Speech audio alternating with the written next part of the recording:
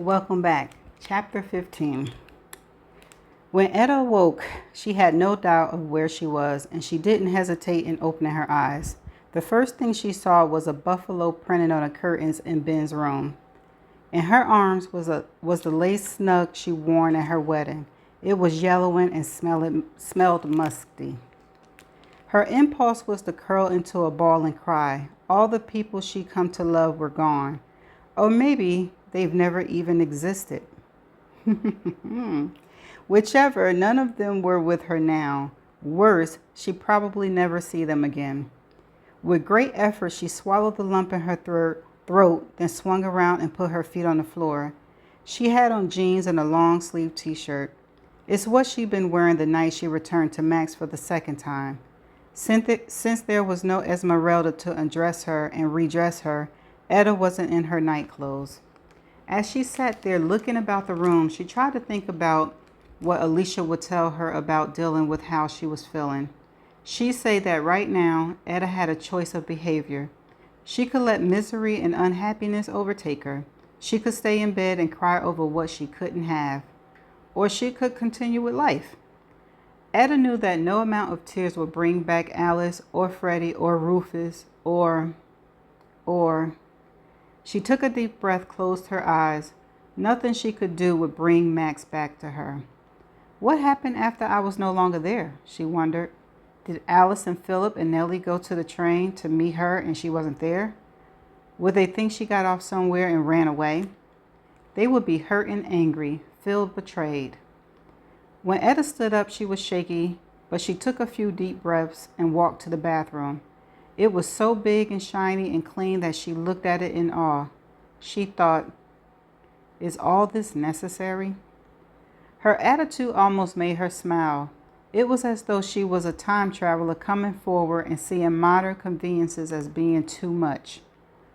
When she removed her clothes, she glanced at herself in the mirror, then halted. Her body was different. Thanks to Philip, she'd always kept in shape, but wagons and horses and buffaloes hunt had tightened her body. There was no longer any hint of baby fat on her. Memories of what had caused her transformation almost crushed her, but she turned away, refusing to be taken down by what was in her mind. She took a shower using the gentle shampoo and the soft soap, but instead of enjoying it, she felt disgust at the waste. She much preferred a river. And Max. She thought, I want Max.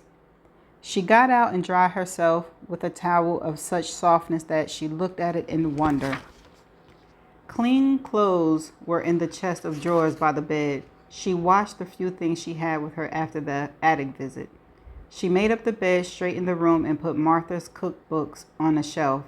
As Etta held them, she wondered if Martha's fried pie recipe was in one of them. Max had handed them down as they rode. Dressed, Etta turned to go downstairs. Instead, she sat down on the edge of the bed. How was she going to play this with Henry? Did she tell him about this dream or not? Whereas the first one had been short and rather funny, there was a little humor in the one she just experienced. Well, maybe the incident of Ben being mixed up with Philip could be thought of as amusing. Alice, I hate you, wasn't funny. But seen from the point of view of latter, with a barefoot Alice and a shirtless Philip beside the water, maybe it could elicit a laugh or two. Etta leaned back on her arms and closed her eyes. The buffalo hunt and how important it wasn't cause for laughter. When she inhaled, she could almost smell those animals, feel the rumbling earth under her body. The hunt would be what Henry would most want to hear about. Dream or not, he would want her to tell him about everything from the grass to what Lester was wearing. She stood up. She'd have to play this by ear. Henry had enjoyed her first dream, but this one, was it so real that it would make her seem insane? Would Henry be so shocked that he'd call Ben to come throw Etta out of his house? All in all, she thought the best thing to do was to tell only bits of the dream, the funny parts, light-hearted, frivolous. She stopped at the staircase. She told Henry that in this dream he was an artist. That was close to being a writer, wasn't it? Both were creative. She started down the stairs, remembering Henry as an artist led her to the memory of Max giving her the miniature portrait of them. It had been so perfect, the two of them, and at the foot of the stairs, Etta halted and her eyes glazed over, sightless. The portrait! She told Max to hide it in a desk. Did he do it? Was it in there? If it was, would that mean things were real? Good morning, Henry said. Did you sleep well? She looked at him wide-eyed silence. You had another dream, didn't you? There was hope in his voice. She nodded. Was it a good one? Was it longer? Who did you meet? When she spoke, it was a whisper. He hid it inside the desk. I have to take your beautiful desk apart to find it. I'm sorry, will take an axe to it.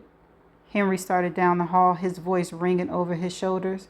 We'll use a chainsaw if need be, except that I don't have one. I'll get my toolbox. There's a short-handled sledgehammer somewhere.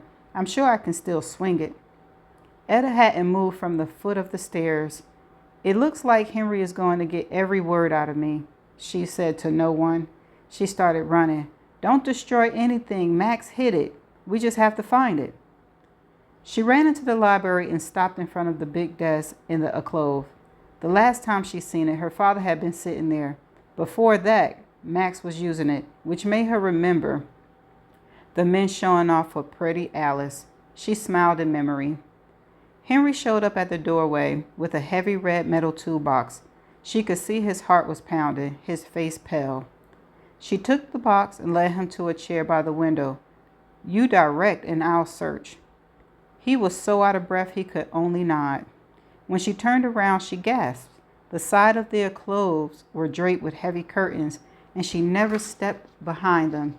Along the far wall was an artist's tall, slanted table. Beside it was a cabinet with drawers. On top were cups of colored pens, pencils, and tubes of watercolor. They were Winsor and Newton, the brand she brought for Nellie. Etta took a chair next to Henry. You're an artist? He was breathing deeply, trying to calm his heart. I illustrated all my books. I thought you knew that. No, I didn't. She looked at him. Who is Wyatt Earp? Legendary lawman. Didn't you say your father was writing a book about him? Etta had to work to keep from dissolving into tears. It appeared that she and Max had done it. Really and truly changed history. He has movies, TV, Dodge City? Yes, Henry said impatiently. I've had that big desk for years, but I don't know any of the secret compartment. Even when I carved it, I didn't see anything. Ah, right. You did the carving on the front. I did. I had to disassemble the desk to get the back panel out, then I carved on it. He was calmer now, and he turned to look at her. This dream was different, wasn't it? Yes. He reached out and took her hand. You don't have to tell me any of it. I'd rather keep it private. I'd rather you keep it private. I respect that.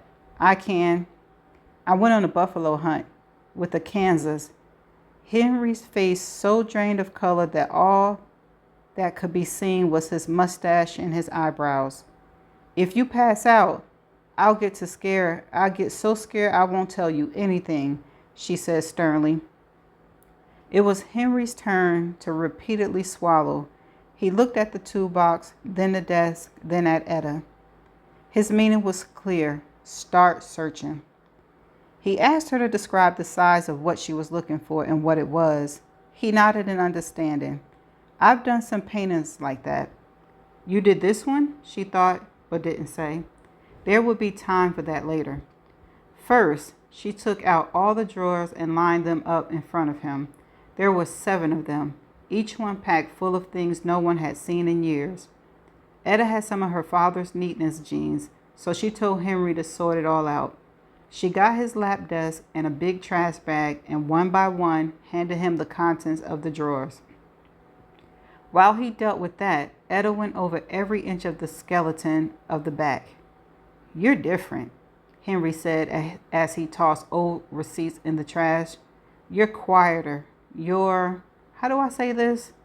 Physically, you're Etta was under the desk, knocking on parts to see if there were any hollow areas. Not as soft.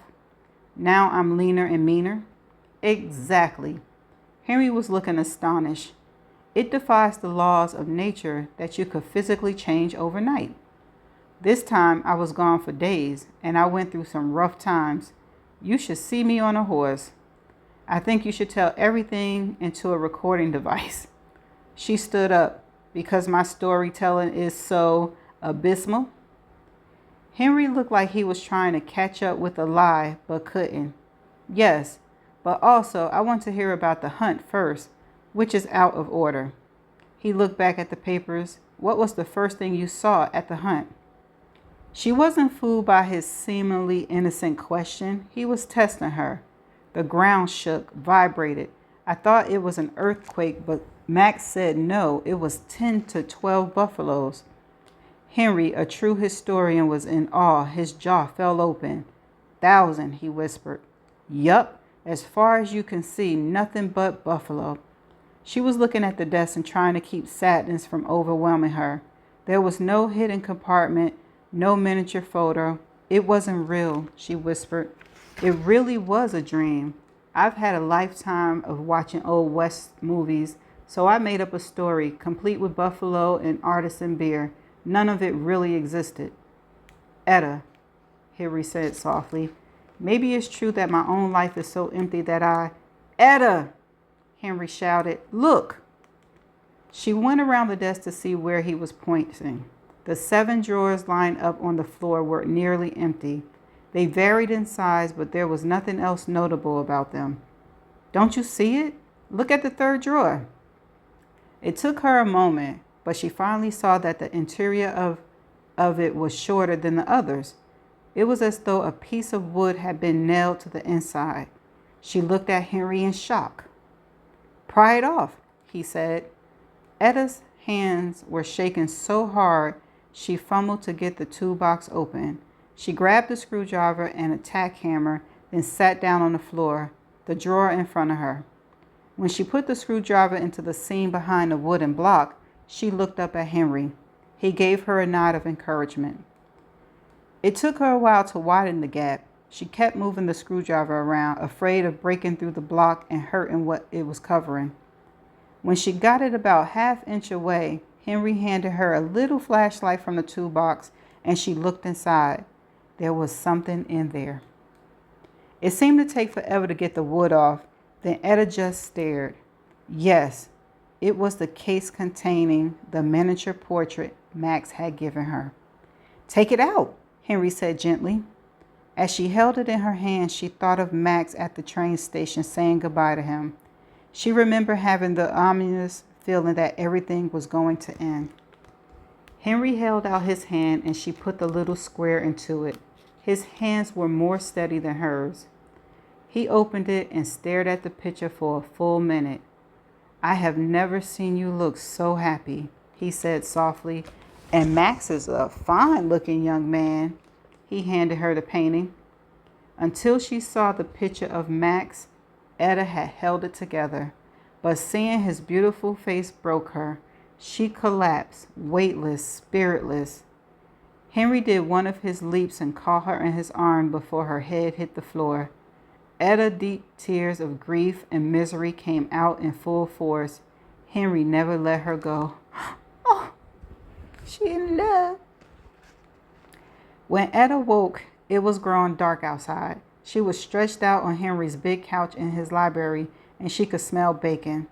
Her first impulse was to cry at the memory of being on a trail and waking to Max frying bacon.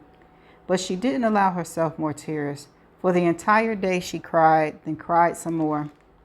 Henry had been very kind, saying that since seeing the portrait, his attitude changed.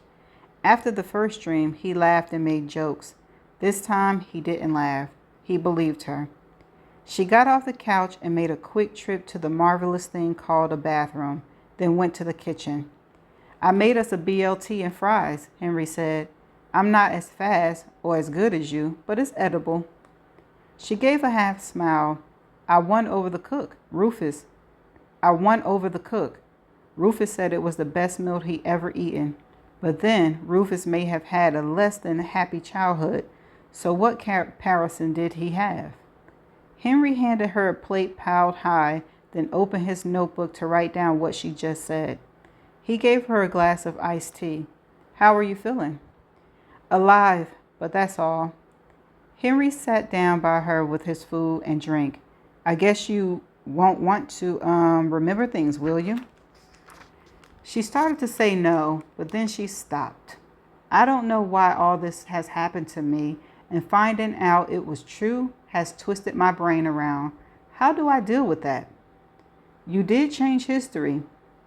My apologies to Mr. Earl, but I think there has to be something more important than that. I agree wholeheartedly, Henry said. Maybe ghosts want to be remembered. At that, Etta blinked back tears.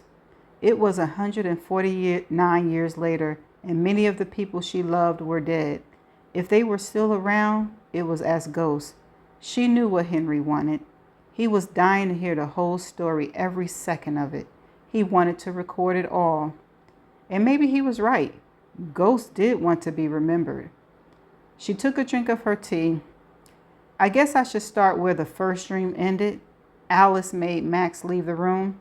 I was so angry at him that I wouldn't open my eyes. You were sleeping? No. When the first dream ended, I fainted. Max caught me and carried me to the couch. She paused.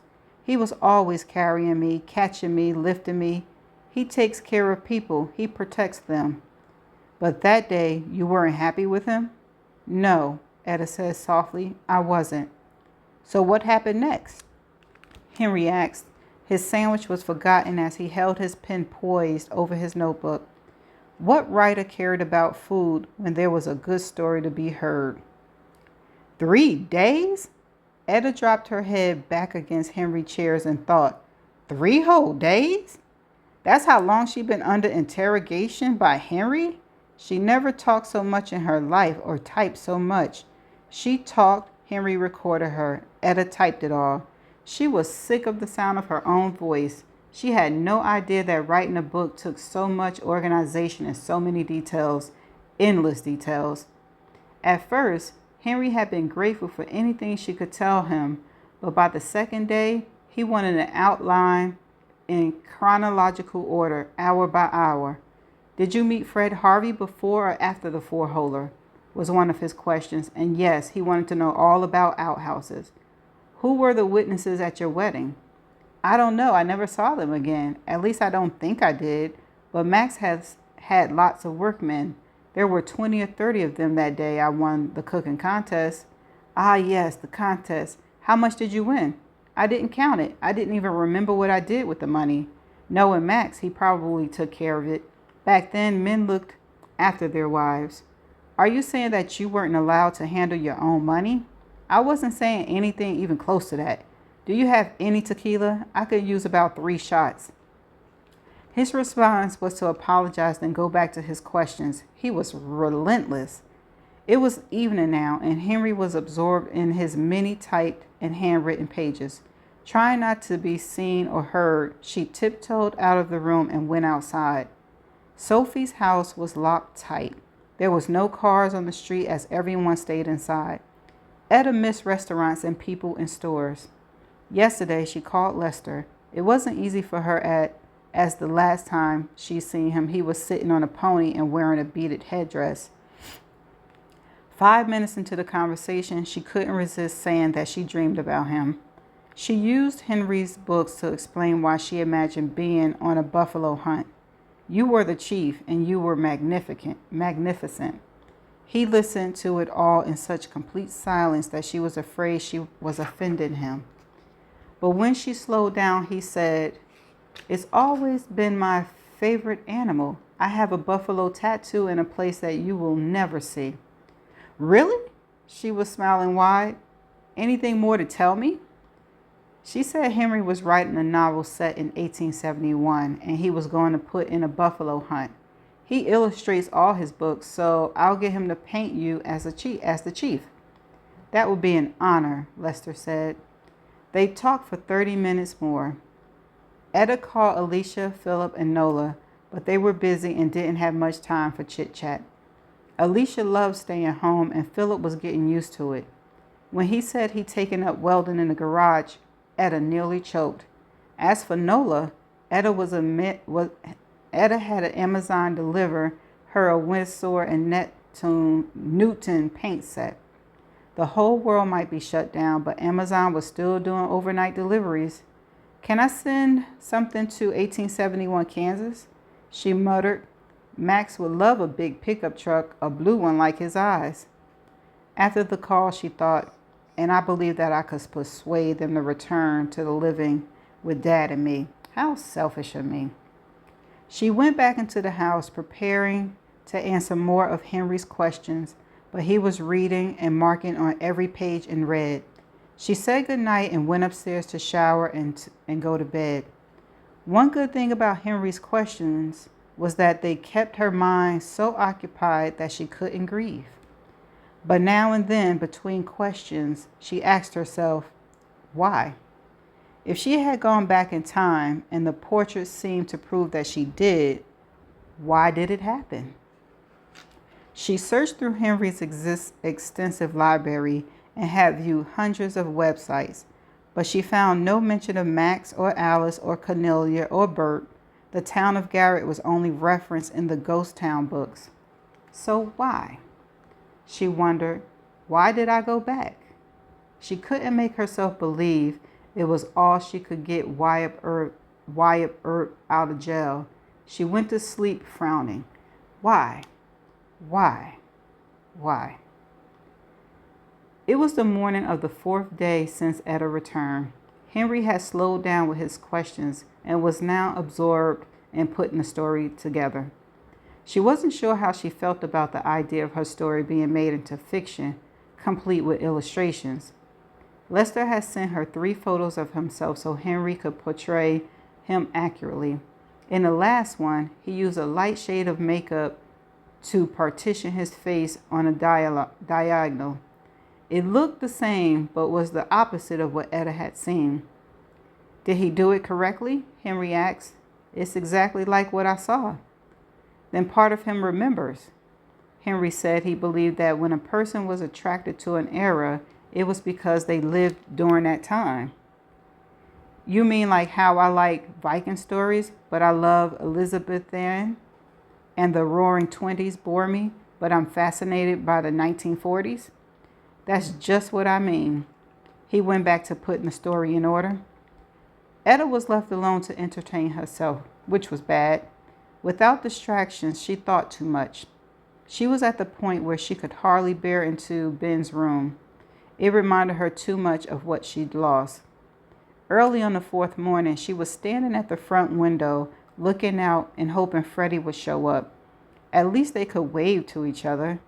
She wondered if in private Freddie liked to put on shoulder-bearing dresses and apply gaudy makeup.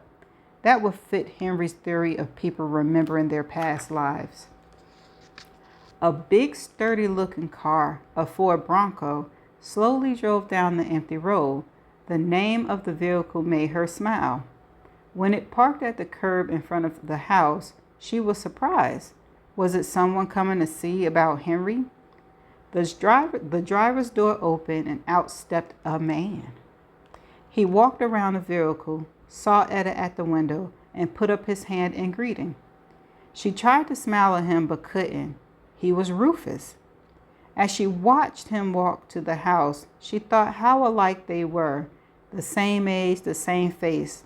They moved in the same way, but it was as though he'd been put through some magic machine that he de-aged him.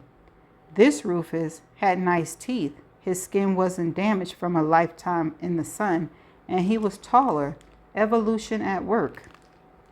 She was in such a trance that he rang the doorbell twice before she got there and opened the door. "Hello," he said. It was Rufus' deep voice. I will not throw myself on him and bawl my eyes out, she told herself. She managed to give a smile. "I'm Etta. You're the woman Ben hired?" "No, yes, I was hired, but Henry did it." "That makes sense. He's always like young, pretty females.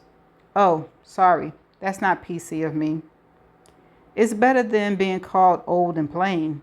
Is this Max? Let's see. He chuckled. I can't imagine that. I guess Henry's in his cave. He nodded down the hall. Of course, he lived there if Sophie singing didn't drag him out. Beautiful voice. I'm Zach Vaughn. Close enough, right? Henry, research assistant. He probably told you about me. Not a word, Etta thought. Lots. She took a chance. How's your leg? He smiled, glad to have been remembered. It's good. It took some surgery, but it's nearly healed. I'll go see him. Sure. Etta was digesting this information. Rufus' leg was hurt in the past, and his reincarnation leg was hurt in the present. Was that karma or fate? She went to the kitchen and prepared a tray of lemonade and cookies to take to the library, but Zach entered. He's in a zone, and I don't dare disturb him. I understand. Would you like to sit outside? Yes, I would. As she suspected, he carried the tray. In 1871, men carried things, unless the woman was, as she said to Max, some poor, overworked, underprivileged serf. The memory made her smile. They sat at the little table and chairs in the side garden. How are you holding up in this isolation? He asked. I mean, here he is good company, but... She laughed. It's like living inside a book. Talk to me. Tell me all about yourself. Nothing interesting, really. I had a daughter when I was 19. Her mother and I couldn't stand each other, so she turned my daughter over to me and left the country. He grimaced. My daughter now has a tall, skinny boyfriend, and they live in Denmark. She translates books. He took a drink of his lemonade. I had a farm until 6 years ago, but I sold it to a rich guy. Then I retired early. What about you? No husband, no kids. Even to Etta, that sounded sad. But I'm in a serious relationship. It was a lie. That wasn't a lie. What do you do for Henry? Whatever he can think up for me to do. We met at one of his book signings in Abilene. There wasn't many people there, so we talked. We discovered that he had too much to do and I didn't have enough, so we merged. I do any legwork that he needs. I drive him around, take photos, that sort of thing. Henry and I have been on half a dozen road trips together. Like he used to do with Ben, she thought.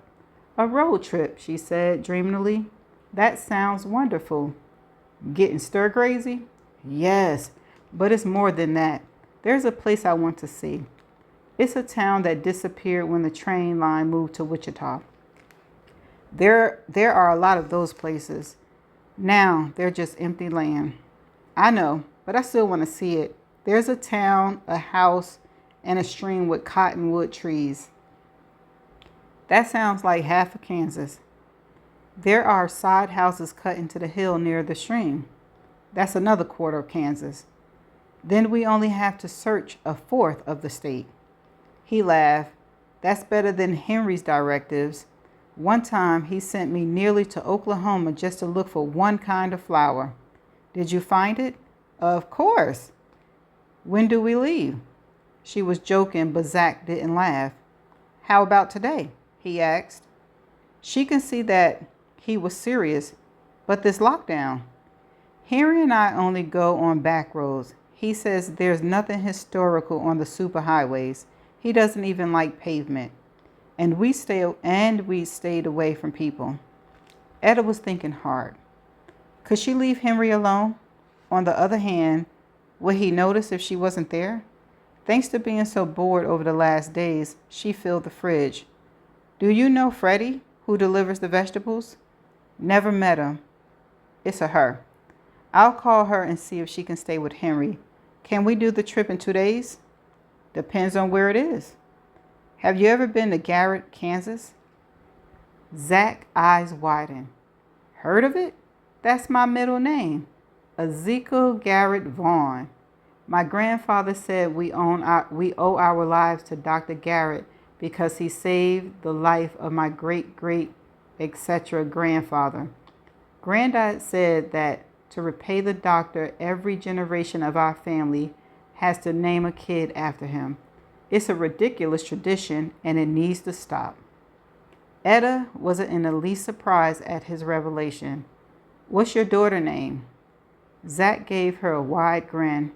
Evelyn Garrett Vaughn. They laughed together. Evelyn Garrett Vaughn. They laughed together. She hesitated before saying what was on her mind, but if Henry was right and people did remember, then Zach would understand. The doctor who saved your ancestor was a woman named Martha Garrett. Her husband founded the town. Etta didn't feel the need to tell him that Martha wasn't certified as a doctor or to add the part about her losing her husband and son. Besides, how could she explain how she knew all that? Interesting. I grew up near there. Granddad was the one who kept the family history alive. He tightened his jaw in anger. The day after he died, his second wife sold everything. There were things that had been in our family for generations. She ran off with the money and we never saw her again. Did you tell Henry this story? No. Should I have? Probably. Etta didn't think it was her business to connect Henry's desk and trunk to Zach's story.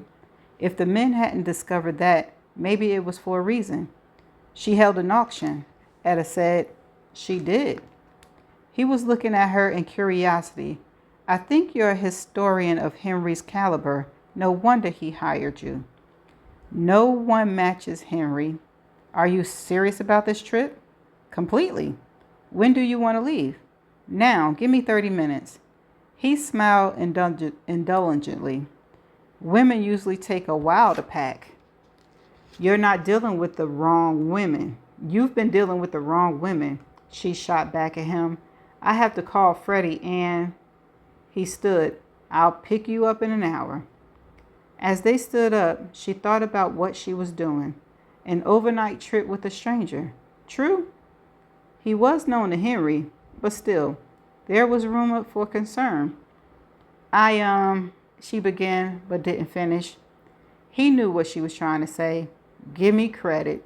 He straightened his shoulders as though he was offended by her suggestion that he would try anything sexual. She smiled in apology. Minutes later, Zach was gone and Etta called Freddie, who said of course she'd stay with Henry. She'd be glad to since she was sick of the sight of her roommate.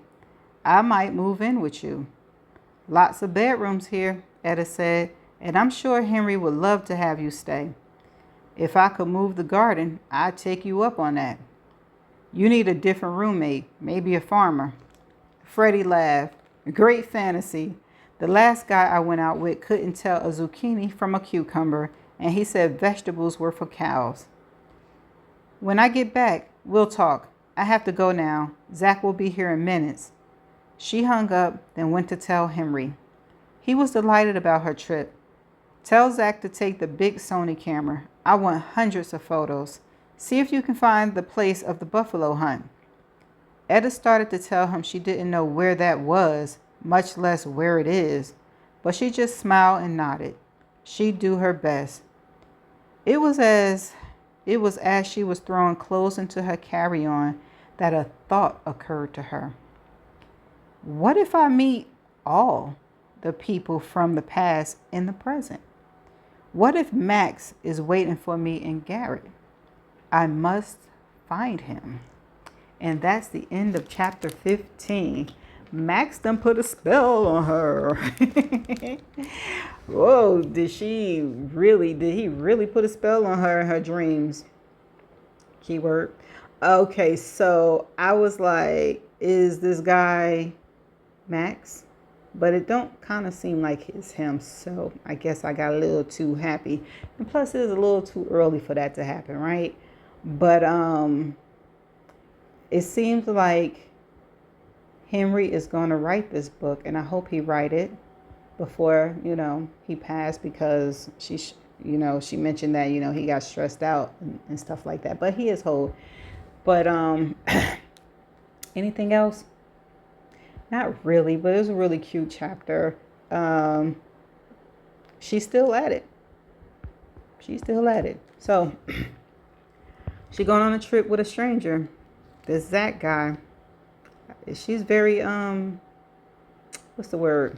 Courageous, bold, and she don't let nothing hold her back. That's a good thing. So let's see what this trip is going to be about. She looking for Max. Y'all think she gonna find Max? Well, that's the end of this chapter. I shall see y'all in the next chapter. Bye for now.